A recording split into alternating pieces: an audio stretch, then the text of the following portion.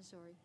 Madam President, last week I came to this floor on two separate occasions with Senator Sanders to talk about the need for direct assistance to working families in my state, in the state of Missouri, and all across this country. And I said that I was willing to use every tool at my disposal to make sure that this body acted to give direct assistance to working people in need as part of COVID relief. And I said then, and I say it again today, that working people should be first in line for COVID relief, not last. They should be the first consideration, not some afterthought.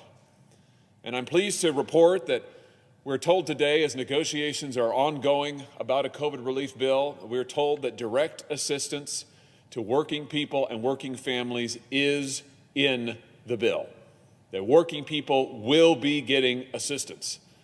And I want to say once again here on this floor, as that package continues to take shape, how important it is that working families be able to count on some relief, and how important it is for this body to prioritize working people over government, over big businesses, over government programs, but to give assistance directly to the people themselves. Look, people know how to spend their money and what's best for their own families. The quickest way to help people in need is to give them direct assistance and let them make the choices for their own families, for their own kids, not to have to wait in line for some program, not to have to talk to some bureaucrat, but to be able to make their own choices direct, with assistance that comes direct to them.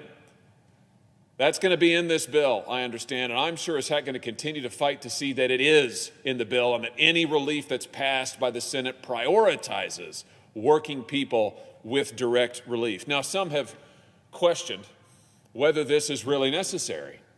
Some have said, well, it's not an emergency. This bill is only for emergencies, and direct assistance isn't an emergency.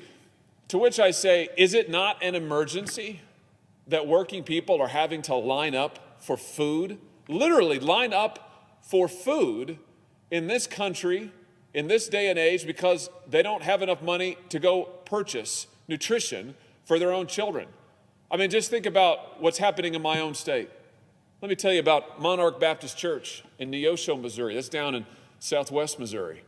Now, at Monarch Baptist Church in Neosho, they had a food distribution program, and they've done this for years, by the way, but as COVID intensified this past year, they stood up their efforts. Neighbors came together, donated. They got all the food that they could. They went out there in Neosho, Missouri, not a huge town. Monarch Baptist Church went out and started distributing food. Do you know they distributed food to hundreds of families for hours? And when they had run out of the food, there were over 50 cars, not individuals, cars, 50 cars still in line as far as the eye could see, having driven miles and miles around from neighboring counties to come for the help. These are working people, Madam President. These are not folks who want some handout. These are working people. These are proud people. These are people who don't want government to do stuff for them. They want to be able to get back up on their own feet and provide for themselves. And government shut down their businesses and took away their jobs this past year and put them in this position of, in some cases, outright desperation. Let me tell you about a gal from Kansas City, 22 years old.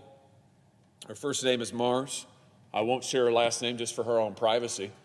But, you know, she's talked to me, told about her plight. She moved to Kansas City earlier this year, right around the time the pandemic started, got an apartment, was getting set up, getting going. Then the pandemic hit. Then the shutdowns hit. Then she lost her job. Then she lost her plumbing. Her water wouldn't work. She complained to the landlord. They wouldn't do anything. Then the ceiling collapsed. Landlord still wouldn't do anything. Then she didn't have enough money to make rent. And the other day she woke up with a 10-day eviction notice out on her front door.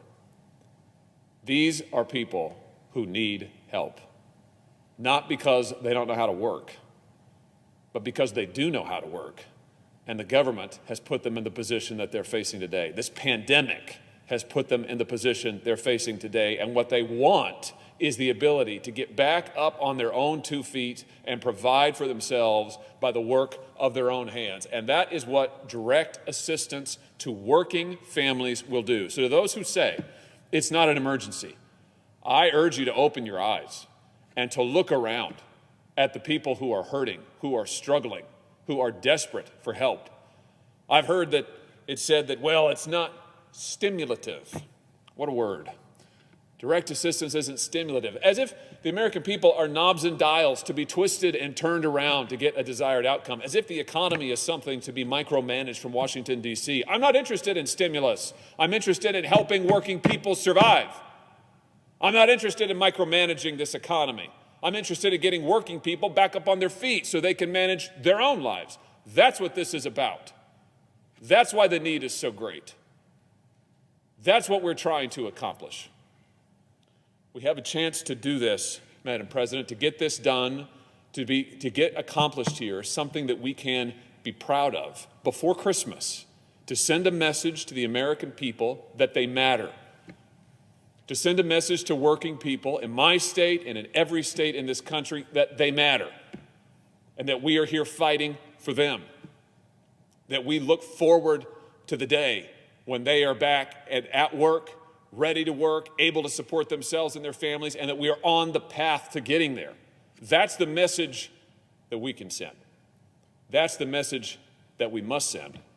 And I will not leave this body until it is accomplished. And I can promise you this, if I have anything to say about it, we will not be leaving here before Christmas until direct assistance is on the way to the working people of this nation. I yield the floor.